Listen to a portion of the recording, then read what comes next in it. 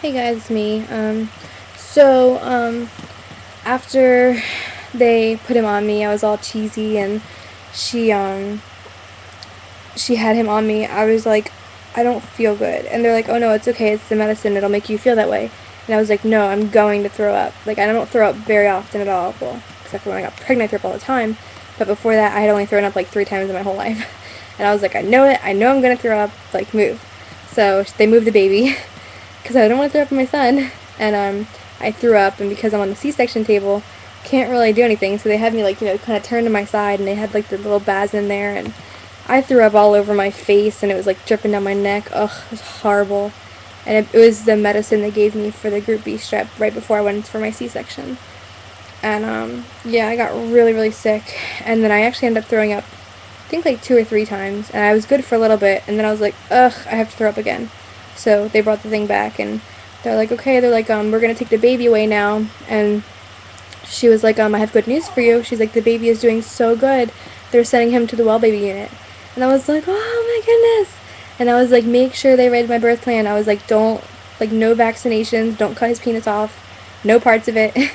And I'm like, all that stuff. And I'm like, if my baby is altered in any way, I'll be very upset. And she's like, don't worry. She's like, they have a copy of it. And I'm like, okay, okay.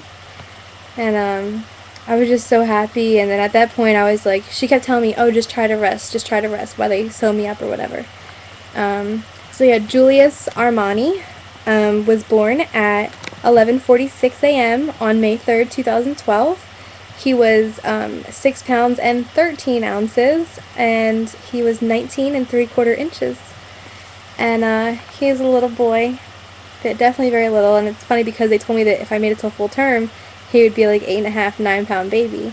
Well, it's not like he was the preemie, he was full term, but he wasn't like my due date full term. He was 38 weeks and 1 day. And on top of that, whatchamacallit? On top of that,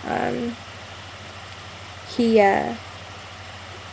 was almost 7 pounds, which isn't that bad, but for some reason he is just so tiny. Like, he's very skinny, like his daddy. And usually babies are chubby, but he's skinny, very skinny.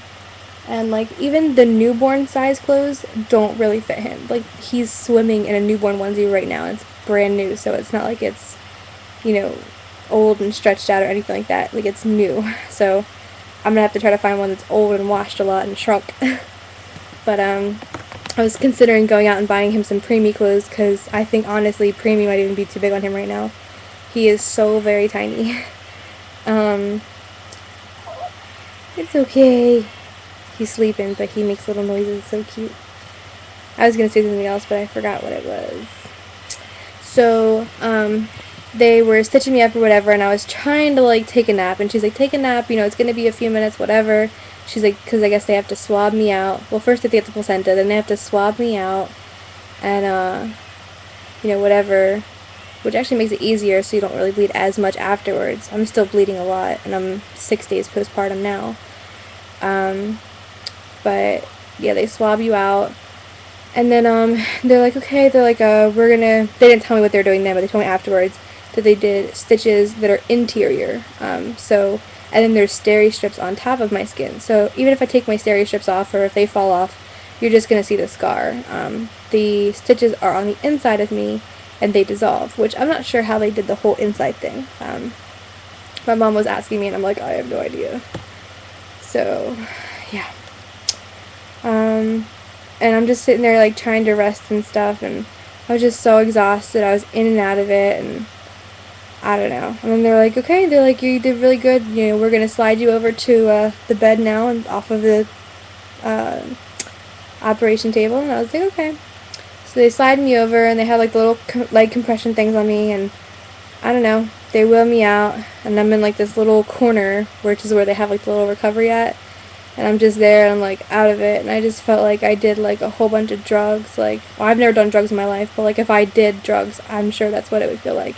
And I just felt like I was so like spaced and zonked out, and oh my goodness, it was horrible. I felt like I was gonna float away or something. I wanted to cry. So I was there for about, they started my surgery at 11:20. They got him out at 11:46. and they did the last stitch at 12:30. And what was I gonna say? They only had me in recovery for about 15 minutes, and then I was like, oh, I forgot what I was gonna say. But I was like, I need you. They said that my mom and Brandon were there, and that they got there actually before my surgery started. But at the point in time that they got there, it would have been too late to have them suit up and stuff, and I could have risked my life or the baby's life if we had waited any longer. And because they were like, my mom even said, hey, I'm on my way, I'm almost there, can you wait? And they're like, no, we can't wait. But apparently it was kind of cute because my mom and Brandon both got there at the same time, and they're sitting there like, they met each other in the hallway and like started going up together. And I don't know. And apparently when they walked by the first time, they were bringing Julius to the nursery, but I guess they didn't think it had happened already, so they didn't think anything of it. But then they went to the nurse's station, and they said that I'm okay, I'm in recovery, but Julius is in the nursery. And my mom said, or Brandon said, that my mom was still sitting there talking to them, and he just turned around and like sprinted back towards the nursery. And he said that he went in front of the window and saw him and just started bawling his eyes out, which is so cute. And I asked him, I was like, did my mom cry? And he was like, she was tearing up a little bit, but she didn't actually cry. He was like, me on the other hand, he's like, yeah, I'll admit it. He was like, I was looking at my son and I was just bawling my eyes out. It's okay, Juju. Juju Bean. And yeah. So I just thought that was funny. And then I was like, I asked one of the nurses, I was like, look, I said, when she told me they were here, I said, I was going to ask for my mom, but there was a reason I was asking for Brandon, I forget why. But I was like, listen, I said, I know that you still need me to recover here. I said, I need to talk to Brandon at ASAP, like now. And she was like, okay, I'll go get him. And I forget what it was, but I think it was just that I wanted them to like really, really watch him and make sure they didn't do anything to him. Oh, I know what it was. I didn't want anybody to post pictures to Facebook. And you're not supposed to take any pictures of babies in the nursery. But because I was mad. And like I said, like I'm hormonal, whatever. But I was so mad because nobody was responding to me when I like really needed someone to take me to the ER. So I was like, fine, since nobody wanted to respond to me, they're gonna have to wait to see the baby. So my surgery, like I said, was done at 12:30, and I was back in labor or recovery by like 12. I don't know. It's like 2 steps in the hallway, so like 12. I'll just say 12:30. And then they took the first pictures of him, I guess, at like 12:45 when Brandon came back. And it was only a few minutes later, and then my mom came back, and I was like, don't let anybody take pictures of him. If you want to take pictures, you want to send it to your mom, that's fine. I was like, just don't post it on Facebook. I was like, they can wait. And I was like, especially because they're thinking, oh, it's Hallie, she posts like 1 million pictures. And I was like, yeah, watch this. You post too much. Okay, well, watch this. You're not going to see the baby right away. Ha! I'm just a jerk, I know. And I was like, well, I'll post it on the baby site because, of course, I can't leave my girls hanging. So as soon as I could, I posted that he was here. And I don't think I actually posted a picture right away. I can't remember. Yeah, and then they wheeled Julius over, and I just looked at him, and I was just like, ugh. I don't know if I could say that I was in love right away, but I was definitely like in like a dream. Like it just did not seem real. And I don't know. So my midwife came in and she's like, you're planning on breastfeeding, right? I said, absolutely, like as soon as possible. She's like, right, let's get started. It was like 15 minutes after my surgery, sure. So she like pops the baby out, and I'm like, pop my boob. Well, I was practically naked anyway. And then I just took my gown down, and she's like, do you mind if I touch you? And I was like, no, go ahead, do what you gotta do. So she like stimulated whatever and like put him on, and she was like just basically teaching him how to latch, and it took like 5 seconds, and he was like, he opened nice and wide, put him on my boob, done deal. And he nursed for like, I'm not kidding, it must have been like 25 minutes, maybe 45 minutes. He was nursing forever. And then, we ended up switching sides, and he didn't take that one as long. But I was like, my baby latched the first time. The first time he tried, he latched. And then even Sarah was like, wow, I was just like, look at him go. And she's like, yeah, he's really smart. And I'm like, yeah, just like mommy. So I was just thrilled. And I don't know. They had me back there for a little bit. They had to monitor me, and they had the baby back in the bassinet after a little bit, or in the crib. And I just kept, like, kind of dozing off, and Brandon's like, it's okay, just go to sleep. And I was like, no, I really can't. Like, I just had a baby. It's like, I can't focus right now. I just want to see my baby. I just want to stare at him and gaze into those gorgeous little everything, eyes, cheeks, whatever.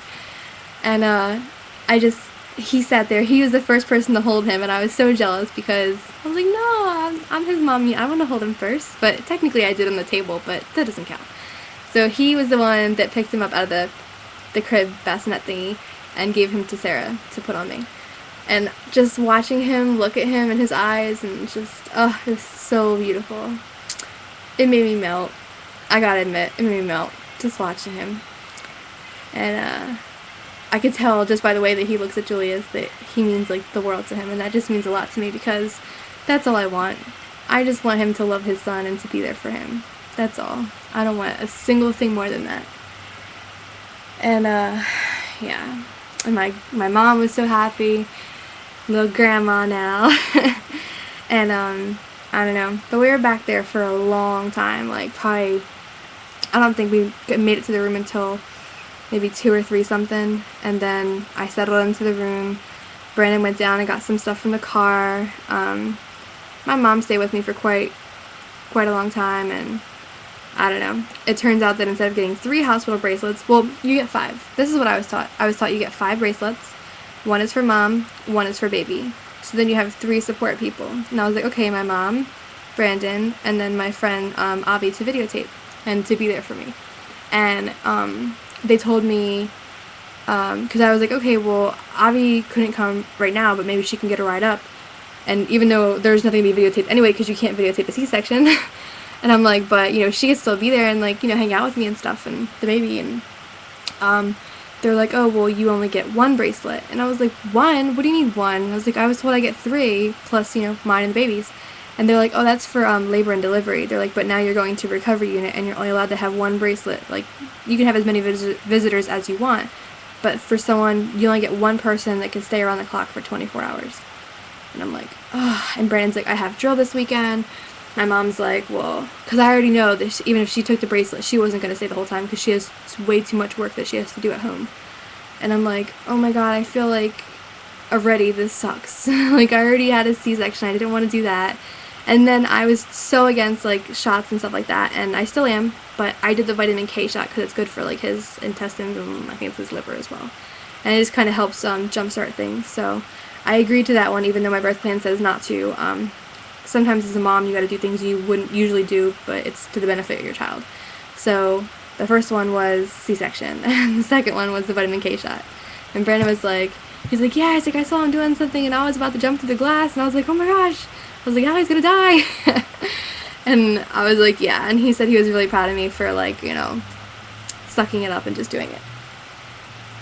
If my son wakes up at any point, I'll keep talking to you. I just have to breastfeed, which I'm not shy about, so you guys get to watch. Yay! Anyway, so I made it in the room and got settled in and stuff, and I don't know, like, it was just a really crazy hospital stay. It was, the people that work there in general are very nice. The one pediatrician is rude and cocky, and I did not like her. Everybody else, I think, was great. I don't think there was anybody else I did not like. Just that one lady. And she was just so very rude. But it was just a lot of things that happened that I was really upset about, and it might be stupid things, but it's, I was hormonal, so I got upset, like, sometimes, like, when they would take my lunch tray, and I would leave a note saying, please don't take this, and Brandon let them take it. That was, like, the last day that I was there, and I'm like, dude, like, why, there's a fucking note there, like, sorry, it's my French. I'm like, there's a note there, and, like, I specifically said, I was so pissed at Brandon, and I was like, no, I was like, you're not taking me home. I was like, I will call anybody in the world. I was like, I will call a cab. Because I was like, you know, my hormones are raging, and, like, not in a good way. And I was just so mad at him. It says, like, I had to go through my purse to find pen, to find paper, and, like, that's a lot of work sometimes. Like, some women know, like, your purse is like, but I did all that, and I said, please don't take this away yet. And I said, thank you. And I put it right on top of my food. And I came out of the shower, and it was gone. that's nothing to do with the hospital. It's pretty much just Brandon, but I do have other things that happened with the hospital that they were kind of forcing me to do as far as healthcare things for my son, which I was upset about. I am going to make another video because I'm passing 15 minutes. I'll be right back, guys.